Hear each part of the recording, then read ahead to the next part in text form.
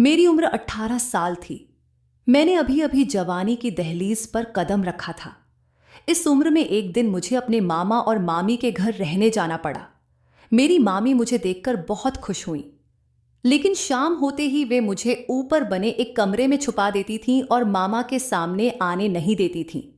एक दिन मुझे प्यास लगी तो मैं स्टोर रूम से बाहर पानी पीने चली गई। तभी मुझे मामी के कमरे से रोने की आवाज सुनाई दी। मैं हैरानी में मामी के कमरे में गई और जो देखा वह देखकर मेरी जान सूख गई। मेरा नाम प्रियंका है और मेरी कहानी कुछ इस तरह है।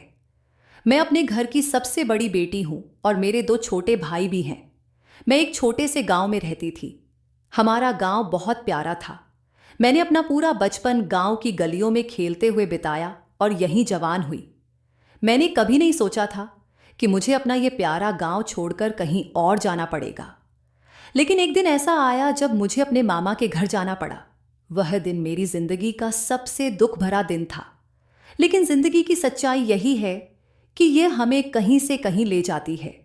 मेरे साथ भी कुछ ऐसा ही हुआ। मेरा बचपन मेरे माता पिता के प्यार भरे आंचल में बीता। हम संयुक्त परिवार में रहते थे। घर बहुत बड़ा तो नहीं था, लेकिन हमारा अपना था। हमारे ताया के परिवार में भी 5 लोग थे और हमारे परिवार में भी। मेरे एक चाचा थे जो पढ़ाई के सिलसिले में ज्यादातर हॉस्टल में रहते थे। जैसे जैसे हम बच्चे बड़े हो रहे थे, घर हमारे लिए छोटा होता जा रहा था। हमारी दादी और बुआ एक ही कमरे में रहती थीं।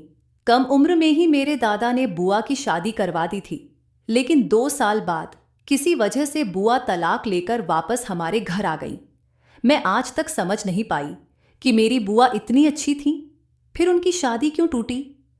उन्होंने कभी किसी से ऊंची आवाज में बात तक नहीं की, लेकिन मुझे इतना पता है कि उनकी शादी उनकी मर्जी के खिलाफ हुई थी। हमारी दादी जात पात और बिरादरी में बहुत विश्वास रखती थीं। उन्होंने अपनी बिरादरी की इज्जत के लिए बुआ को एक अनचाहे बंधन में बांध दिया। हमारी जिंदगी में ऐसी कई कड़वी सच्चाइयां थीं। मेरी माँ और ताई में कभी भी नहीं बनती थी। वजह यह थी कि वे दोनों कजिन्स थीं और शादी से पहले ही उनमें मनमुटाव था। किस्मत ने ऐसा खेल खेला कि दोनों की शादी एक ही परिवार में हो गई और वे देवरानी जेठानी बन गई। दादी ने बताया कि जिस दिन मेरी मां इस घर की बहू बनकर आई, उसी दिन से मां और ताई के बीच 26 का आंकड़ा बना हुआ है। मैंने बचपन से ही उनकी लड़ाई देखी थी, लेकिन उनकी आपसी नफरत का असर हम बच्चों पर नहीं पड़ा। हम सभी बच्चे आपस में बहुत प्यार करते थे। ताई की बेटी सारिका मुझसे मुश्किल से 2 साल बड़ी होगी। उसके भी 2 भाई थे, एक बड़ा और एक छोटा। सारिका का बड़ा भाई राहुल कॉलेज में पढ़ता था और पढ़ाई में बहुत होशियार था, लेकिन मेरा और सारिका का पढ़ाई में मन बिल्कुल नहीं लगता था। हम दोनों पढ़ाई के मामले में बहुत आलसी थीं। हमारी माएं हर वक्त हमें इसके लिए डांटती रहती थीं। हमारा घर लोगों की नजर में छोटा था, लेकिन इसके पीछे एक प्यारा सा बगीचा था। यह बगीचा दादी की मेहनत का नतीजा था। मैं और सारिका अक्सर आम के पेड़ से कच्चे आम तोड़कर खाते थे। जब दादी को पता चलता तो वह हमें लाठी लेकर डराती थी। इस बगीचे में हमें सबसे ज्यादा सुकून मिलता था, क्योंकि दादी यहां किसी को आने नहीं देती थी। लेकिन हम दोनों का दिन इसी बगीचे में बीतता था। मैं उस वक्त 10वीं कक्षा में थी और बोर्ड की परीक्षाएं करीब थीं। राहुल पढ़ाई में बहुत तेज था और घरेलू झगड़ों से दूर रहता था। उसने फैसला किया कि वह मुझे और सारिका को पढ़ाएगा। पहले तो माँ और ताई के बीच इसे लेकर झगड़ा हुआ, लेकिन जब दादी ने सख्त आवाज में कहा कि राहुल हमें पढ़ाएगा, तो माँ और ताई चुप हो गई। दादी का घर में बहुत रुतबा था और उनसे सब डरते थे। मेरी माँ और ताई आज भी एक ही घर में साथ रहती थीं, क्योंकि मेरे ताया और पापा कभी उनकी बात नहीं मानते थे। वे हमेशा दादी की ही बात मानते थे। यही वजह थी कि माँ और ताई अक्सर गुस्सा एक दूसरे पर निकालती थीं। समय बीतता गया। जैसे तैसे मैंने और सारिका ने 12वीं की परीक्षा पास कर ली। इसके बाद हम दोनों ने कॉलेज में दाखिला ले लिया। कॉलेज में दाखिला लेने के कुछ समय बाद मुझे एक लड़के से प्यार हो गया। उसका नाम अनिल था। उन दिनों मेरा दिल एक अलग ही तरीके से धड़कने लगा था। मैं अनिल की ओर पूरी तरह आकर्षित हो गई थी। हर वक्त मैं उसी के बारे में सोचती रहती थी, लेकिन वह मुझे सिर्फ एक अच्छी दोस्त समझता था। उसी दौरान हमारे घर में एक बड़ी घटना हुई। मेरे चाचा ने घर वालों को बताए बिना शादी कर ली। इस बात का पता तब चला जब चाचा अपनी नई नवेली दुल्हन को लेकर घर आए। दादी ने पहले तो चाचा को बहुत डांटा और फिर पूछा, तू इसे रखेगा कहाँ? घर में जगह ही नहीं है। चाचा ने कहा, अभी तो शहर में रखूंगा, बाद में इसे यहां ले आऊंगा। चाचा एक दिन बाद चाची को लेकर शहर चले गए, लेकिन घर वालों के लिए यह चिंता बनी रही कि जब चाचा चाची वापस आएंगे तो वे कहाँ रहेंगे। मेरी माँ ने इसका हल निकाला और कहा कि मेरी छुट्टियों में मुझे मामा के घर भेज दिया जाएगा। इसी बीच हमारे बोर्ड के पेपर करीब आ गए। राहुल ने मुझे और सारिका को पढ़ाना शुरू कर दिया। जैसे तैसे पढ़ाई करके मैंने और सारिका ने अपने पेपर दिए। पेपर खत्म होते ही चाचा वापस आ गए और मुझे मामा के घर जाना पड़ा। मामा के घर जाने से पहले मैं अनिल से मिलने कॉलेज गई, लेकिन वहां मुझे एहसास हुआ कि उसके दिल में मेरे लिए कोई जज्बात नहीं थे। यह जानकर मुझे बहुत दुख हुआ, लेकिन मुझे समझ में आया कि मेरा प्यार एकतरफा है। इससे मायूस होकर मैंने मामा के घर जाने का फैसला पक्का कर लिया। मैं उदास थी, लेकिन पहली बार मामा के घर जाने की खुशी भी थी। मेरे पापा और छोटा भाई मुझे स्टेशन पर छोड़ने आए। उड़ने की थी। मामा और मामी मुझे लेने के लिए स्टेशन पर आए थे। यह दूसरी बार था जब मैंने मामी को देखा था। इससे पहले मैंने उन्हें सिर्फ अपनी बुआ की शादी में देखा था। मामा जब भी हमारे घर आते थे, अकेले आते थे। मामी को कभी साथ नहीं लाते थे। मुझे अपने मामा बहुत पसंद थे, क्योंकि वे बहुत अच्छे इंसान थे। उनकी आदतें इतनी प्यारी थीं कि वे किसी को भी अपनी ओर आकर्षित कर सकते थे। मामा हमें अपने घर ले गए। वहां हम सबने मिलकर दोपहर का खाना खाया। मामी मुझसे बहुत अच्छे से मिली। उन्होंने मुझसे प्यार से बात की और मेरा बहुत ध्यान रखा। मेरी मामी मेरी माँ और ताई के बिल्कुल उलट थीं। वे बहुत ही दयालु और सुलझी हुई महिला थीं। कभी कभी उनकी शख्सियत में मुझे अपनी बुआ की झलक दिखाई देती थी। मैं बहुत लापरवाह और आलसी थी, लेकिन मामी ने कभी मुझे डांटा नहीं। वे हमेशा मुझे प्यार से समझाती थीं। सारिका मुझे रोज फोन करती थी, क्योंकि उसे मेरी बहुत याद आती थी। मैं भी उसे याद करती थी, लेकिन मैं जानती थी कि मैंने उसे माँ और ताई के झगड़ों के बीच अकेला छोड़ दिया था। इसलिए वह फोन पर मुझसे गुस्सा करती थी और बातें सुनाती थी। मैं उसे समझाती थी कि मैं जल्दी वापस आ जाऊंगी, लेकिन किस्मत ने मेरे लिए कुछ और ही तय कर रखा था। मामा के घर जाते हुए मैं अनजाने ही अपने दिल का एक हिस्सा पीछे छोड़ आई थी।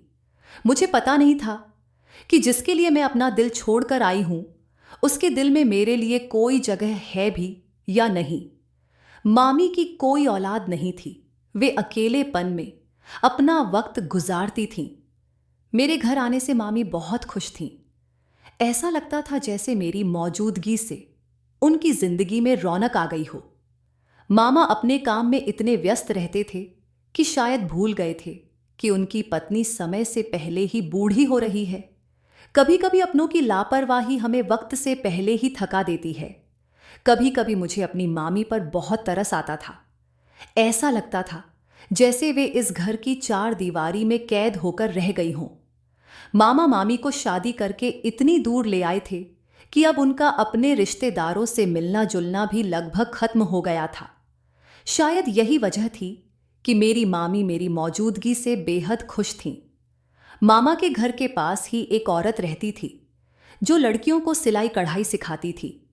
मैंने मामी से कहकर उस औरत के पास सिलाई सीखने जाना शुरू कर दिया, लेकिन सिलाई सीखते हुए भी मेरा ध्यान बार बार मामी पर चला जाता था। मुझे हमेशा लगता था कि मेरी गैर मौजूदगी में मामी अकेली और उदास होंगी। सिलाई सीखते हुए मेरी दोस्ती वहां की एक लड़की से हो गई जिसका नाम सोफिया था। सोफिया बहुत चुलबुली और जिंदादिल लड़की थी। उसे देखकर कभी नहीं लगता था कि उसने अपनी जिंदगी में कोई दुख देखा होगा। वह हमेशा मुस्कुराती रहती थी। उसकी संगत में मेरा वक्त बहुत सुकून से बीतने लगा। मामा सुबह घर से काम पर जाते और शाम को लौटते। दिन में मामी से मेरी बहुत सारी बातें होती थीं। दिन तो ठीक ठाक कट जाता था, लेकिन शाम के वक्त एक अजीब बात होती थी। मामी मुझे जल्दी खाना खिलाकर मामा के आने से पहले ऊपर के कमरे में छिपा देती थीं। मामी का यह रोज का व्यवहार मुझे बिल्कुल समझ में नहीं आ रहा था। हिचकिचाहट के कारण मैं उनसे कुछ पूछ भी नहीं पाती थी। एक रात ऐसा हुआ कि मुझे प्यास लगी, तो मैं ऊपर वाले कमरे से चुपके से नीचे किचन की तरफ जाने लगी। तभी मुझे किसी के सिसकने की आवाज सुनाई दी। मैंने सोचा कि यह आवाज कहां से आ रही है। जब मैंने गौर किया तो समझ में आया कि यह आवाज मामी के कमरे से आ रही है। मैं धीरे धीरे उनके कमरे के पास पहुंची। दरवाजा थोड़ा खुला हुआ था और मैंने अंदर झांका। जो कुछ मैंने देखा उसने मेरे पैरों तले जमीन खिसका दी। मामी जमीन पर पड़ी रो रही थीं और मामा उन्हें बेरहमी से मार रहे थे। इस दृश्य ने मुझे पूरी तरह झकझोर दिया। मेरी चीख निकलने वाली थी, लेकिन मैंने अपना हाथ मुंह पर रख लिया और तेजी से ऊपर अपने कमरे में भाग गई। मैं पूरी तरह से हिल चुकी थी। उस रात मेरा दिल मामा का यह रूप देखकर टूट गया। बाहर से जो मामा इतने नरम दिल और अच्छे इंसान लगते थे, उनका यह रूप कभी मेरी कल्पना में भी नहीं था। मामी और मामा की शादी को 12 साल हो चुके थे और शायद मामी इतने समय से यह सब सह रही थीं। इतना कुछ सहने के बावजूद मामी ने कभी किसी से कोई शिकायत नहीं की थी। वे बहुत सहनशील और शांत स्वभाव की थीं, लेकिन अब मामा की यह हिंसा हद से ज्यादा बढ़ चुकी थी। मामा को अब मामी की बढ़ती उम्र और उनकी तकलीफों का ख्याल रखना चाहिए था, लेकिन वे शायद उन मर्दों में से थे जो औरत को सिर्फ अपनी जूती समझते हैं। उस रात मैंने अपनी जिंदगी का सबसे बड़ा फैसला किया। मैंने तय कर लिया कि मैं कभी शादी नहीं करूंगी। शादी का ख्याल मेरे लिए अब सिर्फ एक बुरा सपना बन चुका था। मेरी आंखों के सामने रात का मंजर बार बार घूम रहा था। मैंने जैसे तैसे रात बिताई। सुबह होते ही मैं मामी को ढूंढने किचन में गई। मामी वहां नाश्ता बना रही थीं। उनके चेहरे पर थकान और दर्द साफ झलक रहा था, लेकिन वे फिर भी अपने कामों में लगी हुई थीं। मामी ने नाश्ता बनाया और मामा के लिए ट्रे में रखकर मुझे दिया। जब मैं मामा के कमरे की तरफ नाश्ता लेकर जा रही थी, तो दरवाजे के पास जाकर अचानक रुक गई। रात का मंजर फिर से मेरी आंखों के सामने आ गया। मेरे कदम भारी हो गए थे। मुझे समझ नहीं आ रहा था कि मैं क्या करूं। मुझे ऐसा लग रहा था जैसे मैं सदियों से वहीं खड़ी हूं। मैंने गहरी सांस ली और हिम्मत जुटाकर अपने कदम अंदर की ओर बढ़ा दिए। कमरे में जाकर मैंने मामा के सामने वाले टेबल पर नाश्ता रख दिया। मामा हाथ में अखबार लिए सुर्खियां पढ़ रहे थे। मेरे आने पर उन्होंने एक पल के लिए नजर उठाई, मुझे देखा और फिर अखबार पढ़ने में लग गए। मैंने एक नजर मामा के चेहरे पर डाली। उनका सीधा सादा चेहरा देखकर किसी को भी उनके भीतर के खतरनाक चेहरे का अंदाजा नहीं हो सकता था। उनके इस दोहरे रूप को याद करके मेरे रोंगटे खड़े हो गए। मैंने सोचा, न जाने और क्या क्या देखना बाकी है। पूरा दिन मामी के व्यवहार और हालात को समझने में बीता। मैं दुविधा में थी कि उनसे कुछ पूछूं या नहीं। इसी सोच विचार में दिन ढल गया। रात होते ही मैंने मामी के कहने से पहले ही खाना खा लिया और ऊपर वाले कमरे में जाकर लेट गई। कुछ देर यूं ही विचारों में खोई रही। फिर मैंने अपना मोबाइल उठाया और सारिका को कॉल किया। उससे थोड़ी देर बात करने पर मेरा मन हल्का हुआ। वह मुझे मां और ताई के बीच हुए ताजे झगड़े के बारे में बता रही थी।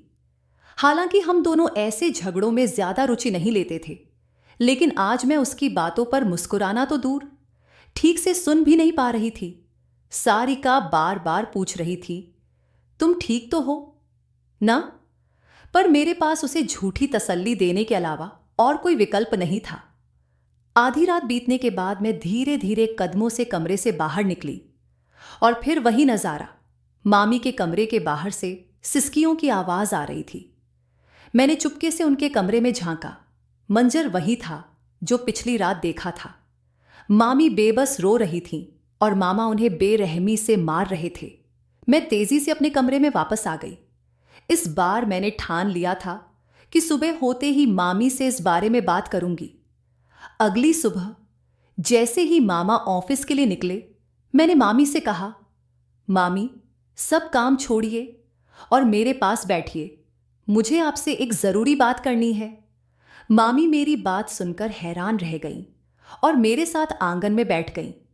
उन्होंने पूछा, क्या हुआ बेटा, सब ठीक तो है ना? मैंने कहा, जी मामी, घर पर सब ठीक है, लेकिन मुझे आपसे कुछ पूछना है। मामी मेरी तरफ सवालिया नजरों से देखती रहीं। मैंने पूछा, मामी, आप मुझे बताएंगी कि माँ आपके साथ ऐसा सुलूक क्यों करते हैं और ये सब कब से चल रहा है? मेरे सवाल सुनकर मामी का चेहरा पीला पड़ गया। उन्होंने कांपते हुए कहा, तुम्हें यह सब कैसे पता चला? मैंने उन्हें पिछली रात का किस्सा बताया और कहा, मैंने मामा को आपको मारते हुए देख लिया था। अब समझ में आया कि आप मुझे मामा के आने से पहले ऊपर वाले कमरे में क्यों भेज देती थीं। अब सच सच बताइए, मामा के इस रवैये की वजह क्या है? मेरे जोर देने पर मामी ने गहरी सांस ली और कहा, बेटा, यह सब आज का नहीं है, यह बहुत पुरानी बात है। मेरी शादी के 5 महीने बाद से ही यह सब शुरू हो गया था। मामी ने जो कहानी सुनाई उसने मुझे अंदर तक झकझोर दिया। उन्होंने कहा, बेटा, इन 12 सालों में आज पहली बार मैंने किसी के सामने अपना दिल खोला है। तुमसे बस एक गुजारिश है, यह बात किसी से मत कहना, खासकर अपनी मां से। मैं नहीं चाहती कि मेरे इस रिश्ते को कोई ठेस पहुंचे। मेरे पास कोई ऐसा नहीं है जो मेरे साथ खड़ा हो सके। मामी की बात सुनकर मैंने उनसे कहा, मामी, इतने सालों से चुप रहकर आपने क्या हासिल किया? ये तो खुद पर जुल्म करने जैसा है। अब बहुत हो गया। क्या आप पूरी जिंदगी इसी तरह गुजार देंगी? मामी ने कहा, तुम अभी बच्ची हो, इन बातों को नहीं समझती, इसलिए ऐसा कह रही हो। हमारे समाज में तलाकशुदा औरत की कोई जगह नहीं होती। मैंने कहा, मामी, ये नियम और उसूल भी तो हम ही बनाते हैं। अगर हम इन जुल्मों को चुपचाप सहते रहेंगे तो ये कभी खत्म नहीं होंगे। किसी को तो आगे आकर इसे रोकना होगा। हम सब तभी जागते हैं जब पानी सर से ऊपर गुजर जाता है। यह सब्र और बहादुरी नहीं है, बल्कि बुज़दिली है। भगवान भी हमें यह सब सहने के लिए नहीं कहता। मेरी बातों का मामी पर थोड़ा असर हुआ। उन्होंने कहा, तुम जो करना चाहती हो करो, लेकिन याद रखना, जब हम समाज के उसूलों से टकराते हैं तो समाज हमें गिराने में कोई कसर नहीं छोड़ता। मैंने मामी से कहा, मुझे भगवान पर पूरा भरोसा है, आप बस मेरे लिए दुआ करें। मामी हल्की मुस्कान के साथ किचन में चली गई। अगले दिन मैंने एक योजना बनाई। इस सब के लिए मुझे सारिका की मदद की जरूरत थी। मैंने उसे कॉल करके सब कुछ समझाया। फिर मैंने मामा से मामी को गांव ले जाने की इजाजत मांगी। पहले तो मामा ने साफ मना कर दिया, लेकिन मेरे जोर देने पर वे मान गए। मैंने यह बात मामी को बताई तो वे बहुत खुश हुईं। अगले दिन हम दोनों गांव के लिए रवाना हो गए। रास्ते में मैं सारिका से फोन पर बात करती रही और उसे गांव पहुंचने तक की सारी तैयारी समझा दी। जब हम गांव पहुंचे तो दोपहर हो चुकी थी। हमें स्टेशन पर लेने के लिए राहुल आया था। घर पहुंचने के बाद मैंने महसूस किया कि मैंने इस माहौल को कितना मिस किया है। खाना खाकर मैं और सारिका दादी और बुआ के साथ बैठकर विस्तार से बातें करने लगे। मैंने सारी बातें दादी को बताईं तो दादी ने मुझे समझाया, अब तुम चिंता मत करो, मैं सही मौका देखकर तुम्हारी मां से खुद बात करूंगी। दादी की बात सुनकर मेरी सारी टेंशन खत्म हो गई। 2 दिन बाद दादी ने मां और मामी को अपने कमरे में बुलाया और सारी बातें शुरू से मां को बताईं। जब मां ने यह सब सुना तो वे हैरान रह गईं। मां को कभी यह अंदाजा भी नहीं था कि उनका छोटा और इकलौता भाई ऐसी हरकत कर सकता है। मां को हमेशा से सच बोलने की आदत थी। इस बार भी उन्हें सच बोलने का मौका मिल ही गया। सबको पता था कि मां और ताई ही ऐसे लोग हैं जो मामा से बात कर सकती थीं और मामी की मदद कर सकती थीं। दादी और मामी की बातें सुनने के बाद मां ने एक पल भी गंवाए बिना मामा को फोन किया और उन्हें तुरंत गांव आने का आदेश दिया। मामा भले ही कितने सख्त क्यों ना हो, लेकिन मां के सामने उनकी एक नहीं चलती थी। मां के आदेश पर मामा ने तुरंत टिकट बुक करवाई और गांव आ गए। जैसे ही मामा गांव पहुंचे, मां ने उन्हें बिना कोई मौका दिए उनकी क्लास लगानी शुरू कर दी। हॉल में सिर्फ ताई, मां और मामा थे। बाकी सब अपने अपने कमरों में दुबके हुए थे। मैं दादी के बगीचे में बैठकर कच्चे आम खा रही थी और मामी की बातों को याद कर रही थी। मामी ने उस दिन मेरी जिद के बाद अपनी जिंदगी की कड़वी सच्चाई से पर्दा हटाया था। उन्होंने मुझे बताया, मेरी शादी के शुरू के कुछ दिन ही अच्छे गुजरे, जैसे हर नई शादी में होता है। लेकिन कुछ महीनों बाद जब मैं गर्भवती नहीं हुई तो तुम्हारे मामा मुझे डॉक्टर के पास ले गए। टेस्ट के बाद डॉक्टर ने बताया कि मेरे अंदर कोई कमी नहीं है, मैं पूरी तरह ठीक हूं। फिर डॉक्टर ने तुम्हारे मामा से टेस्ट करवाने को कहा। पहले तो उन्होंने मना कर दिया, लेकिन बहुत समझाने पर वे तैयार हुए। जब रिपोर्ट आई तो उसमें पता चला कि तुम्हारे मामा कभी पिता नहीं बन सकते। यही बात उन्हें अपनी मर्दानगी पर चोट की तरह लगी। मैंने इसे भगवान की मर्जी मानकर स्वीकार कर लिया, लेकिन तुम्हारे मामा इसे कभी नहीं भूल सके। उन्होंने इसे अपने अहम पर ले लिया और मानने लगे कि मैं उनका मजाक उड़ा रही हूं। इस गलतफहमी के कारण वे चिड़चिड़े हो गए और अपनी हर निराशा मुझ पर निकालने लगे। वे मुझे रोज मारने पीटने लगे। मैं मजबूरी में यह सब सहती रही। चुप रहने के अलावा मेरे पास और कोई रास्ता नहीं था। मामी की तकलीफें सुनकर मैं उनकी मदद के लिए कुछ भी करने को तैयार थी। इसी कारण मैंने यह कदम उठाया था। हॉल से माँ और मामा की बहस की आवाजें आ रही थीं। मैं उठकर सारिका के पास जाकर बैठ गई। बहस का नतीजा यह निकला कि गुस्से में मामा ने मामी को तलाक देने का ऐलान कर दिया और पास में खड़ी टेबल को ठोकर मारकर वहां से चले गए। कुछ दिनों बाद मामी ने पास ही एक किराए का घर ले लिया और मुझे भी अपने साथ रख लिया। उन्हीं दिनों राहुल ने घर के ऊपर एक और पोर्शन बनवाने की योजना बनाई। घर छोटा पड़ रहा था और मेरा कमरा पहले ही चाचा चाची के इस्तेमाल में था।